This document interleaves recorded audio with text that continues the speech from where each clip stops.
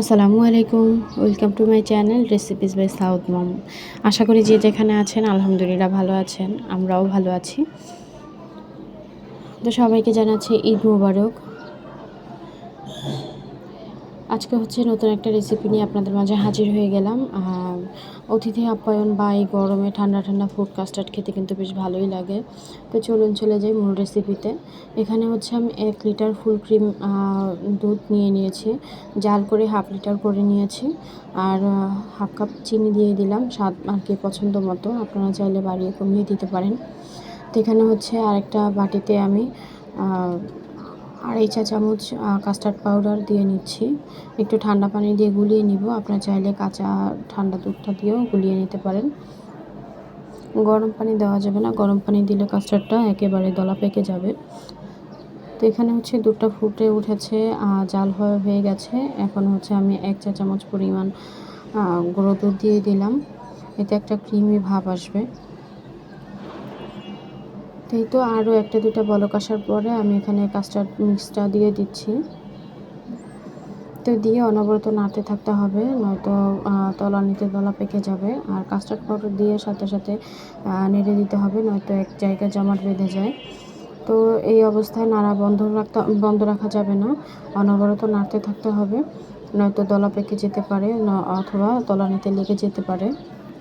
তারপরে চাইলে কাস্টার্ডটা রেডি করে ফ্রিজে রেখে দিতে পারেন।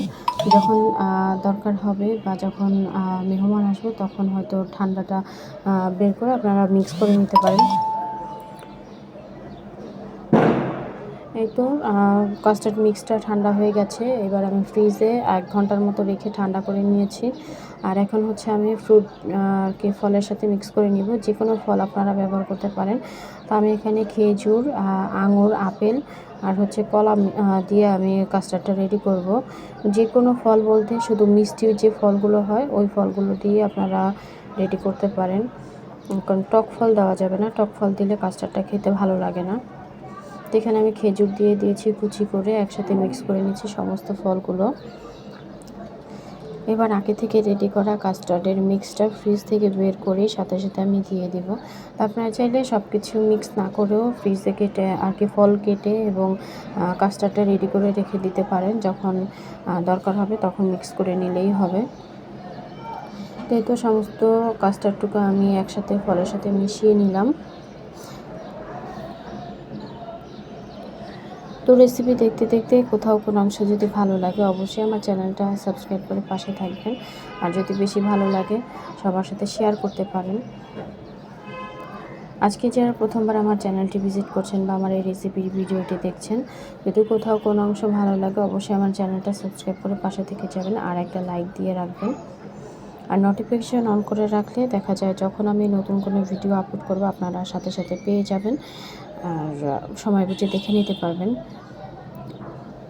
তো কেমন হয়েছে আমার আজকের রেসিপি অবশ্যই কমেন্ট করে জানাবেন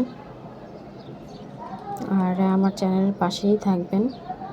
তো আজকের মতো এখানেই বিদায় নিয়ে নিচ্ছি, পরবর্তী নতুন কোনো রেসিপি নিয়ে আবারও হাজির হয়ে যাব। সকলে ভালো থাকবেন, সুস্থ থাকবেন, সবাই সবার জন্য দোয়া করবেন। আল্লাহ হাফেজ, আসসালামু আলাইকুম।